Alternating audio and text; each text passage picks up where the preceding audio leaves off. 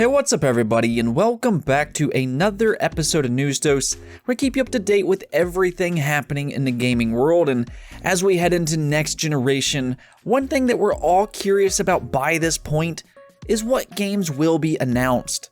Well, a trusted insider kind of hinted at what games could be announced for the Xbox Series X, and relatively soon at that. That's not the only thing we're going to talk about today though, because those Silent Hills rumors are back once again. They just will not die, but this time we have verified information, so it's starting to look real now. And apparently another big Konami franchise may be getting a revival as well, so today has been a lot of fun and we're going to get into all that plus more, so don't go anywhere just yet. First though, let's get started off with some big Xbox related news. The Xbox One X is now on sale for $300, and I will leave a link in the description below if you're interested in this at all. I think what Microsoft is doing here is possibly trying to phase out the Xbox One X as the Series X comes closer to release. I don't really think Microsoft wants any kind of confusion over the Series X and the One X in the future whenever the Series X does release. And plus, we also have to remember, it is still possible that there will be another Xbox announced this year, codenamed Xbox Lockhart. I do assume that this will be called the Series S. From everything that I've gathered, Lockhart is meant to be a more affordable Xbox and is aiming to be a 1080p 60 frames per second machine, and I think that would pretty much replace the Xbox One X if they do end up releasing this thing side by side with the Series X. And yes, Lockhart is meant to be a better machine than the One X that is available right now, not to be confused with the Series X. From what we know though, Lockhart is going to have a much better processor, and that's the main reason it will be targeting 60 frames per second, but the Xbox One X is still a really fantastic console if you do want to own that. I own one myself, and I use it a lot even though I do have a really powerful PC. I actually made an entire video on this topic, if the Xbox One X is still worth it or not, but long story short, if you like console gaming, I would highly recommend the One X. Just keep in mind that next generation is right around the corner, so I can understand holding out, but just in case, it is available for $300 right now. Now moving on, we have a few Xbox related teasers from two separate sources, and these might be worth getting excited for.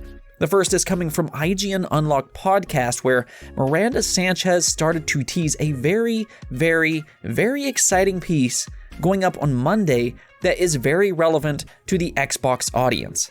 That's her words, not mine, but it's definitely worth keeping an eye out for on this Monday. I have no idea what it could possibly be, but as always, if you come back to the channel on Monday, I will update you on whatever this news piece is by Miranda Sanchez.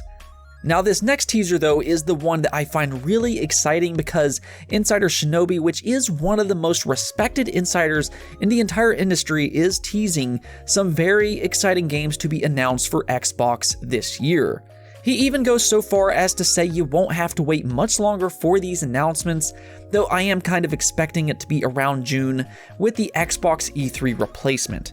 Now he didn't go into detail about what these games were, but he did say that they have some gorgeous fantasy worlds, big sci-fi games, as well as reboots.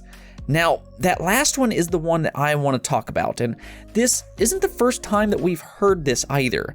We've been hearing for a while now that Xbox is developing some reboots, so now the question is, what reboots is in development? The three prime candidates right now have to be Fable, Perfect Dark, and Banjo-Kazooie because, well, simply, I'm never going to let those rumors die. I mean, come on.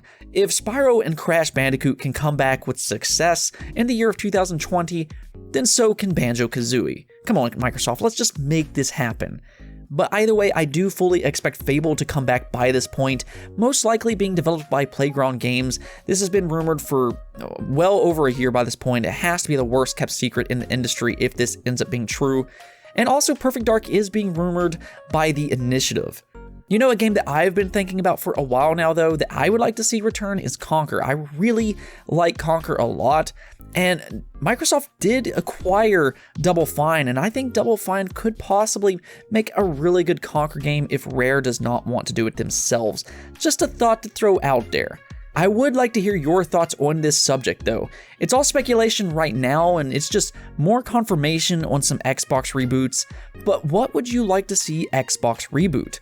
This generation, they brought back Killer Instinct, which was amazing. They remastered Voodoo Vince and Phantom Dust, which were two cult classics on the original Xbox.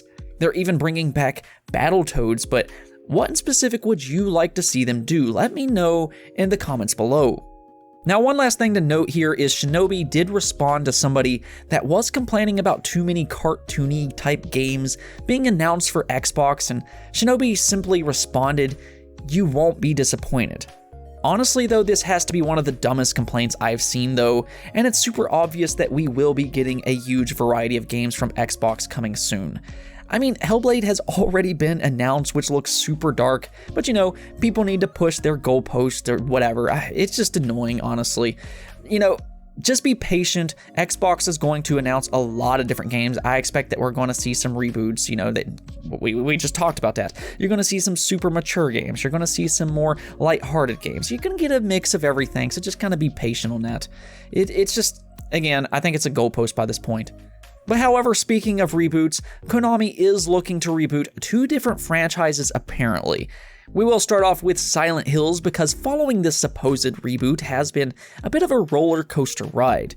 This all started when Dusk Golem talked about Silent Hills being rebooted, which he is a respected insider, so it's very believable when he talked about it.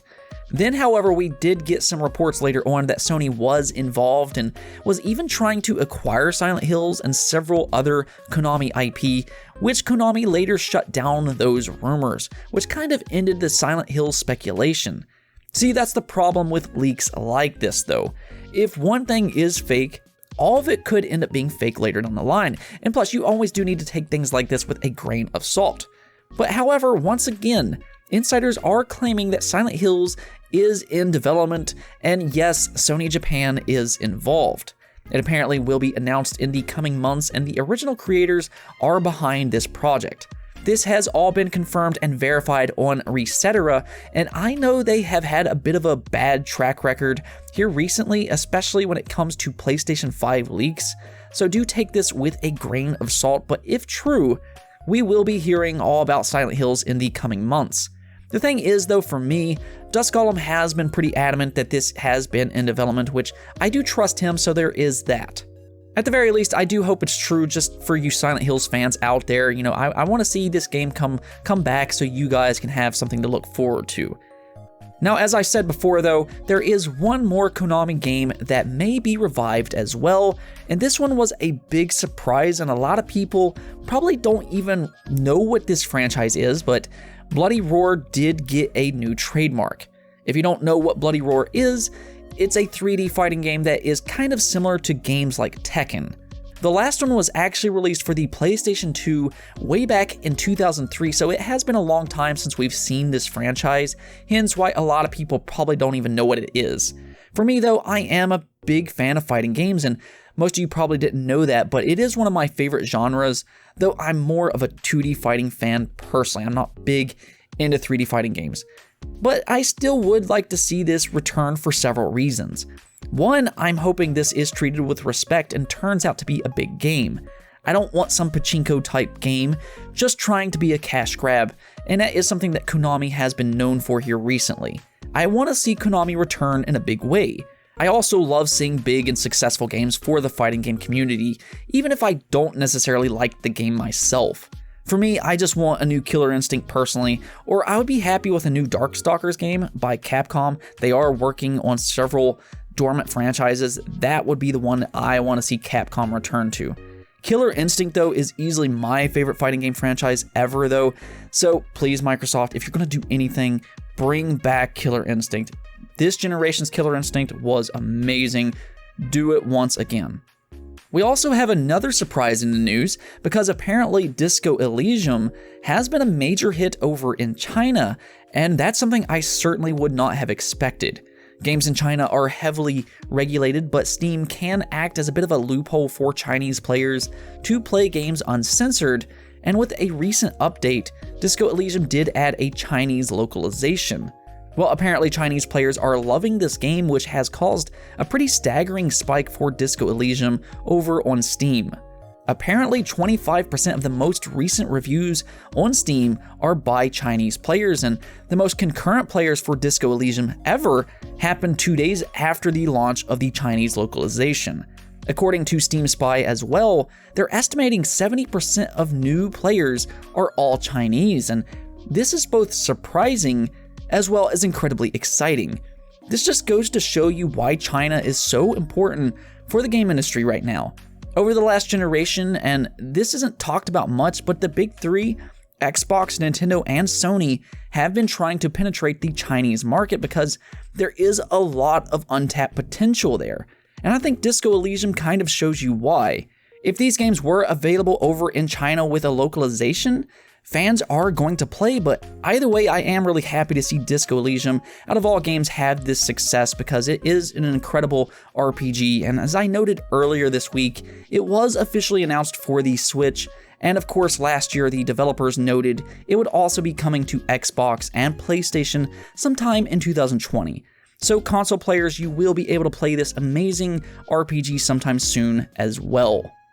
And for the last bit of news, and I don't like this and I'll explain why, but Observer Redux has been announced as the first PlayStation 5 remastered game. I'm not saying I don't like that Observer is coming to the PlayStation 5, I'm not saying that at all. I like that aspect of this news, I'm glad to see it come over to the PlayStation 5, but for me, and this is just me, I was kind of hoping with the introduction of backwards compatible games for next generation on both the Series X as well as the PlayStation 5 that we would not see any more remasters like this. We know on Series X the backwards compatibility will be enhanced for the Series X, and I think the PlayStation 5 is doing something similar. So I was kind of hoping to play all these games that way, so to see a remaster, I'm just not a fan of that. Now, remastering a game from the PS360 era, or before that, I'm all good with something like that. Even better, just completely remake a game like Resident Evil 3 or Final Fantasy VII. I love that, but just a simple remaster with better pixel ratio or little effects here and there, I just don't care for that. Hey, that's just my opinion though, and we don't even know how many PlayStation 4 games will even work on the PlayStation 5 at launch, so who knows? Maybe Observer will not work on the PlayStation 5. What about you though? Do you like the idea of PlayStation 4 games being remastered for the PlayStation 5? Let me know in the comments below. Anyways though, that's it for this episode, but if you liked the video, don't forget to hit the bell notification and subscribe button for more content just like this. Peace out.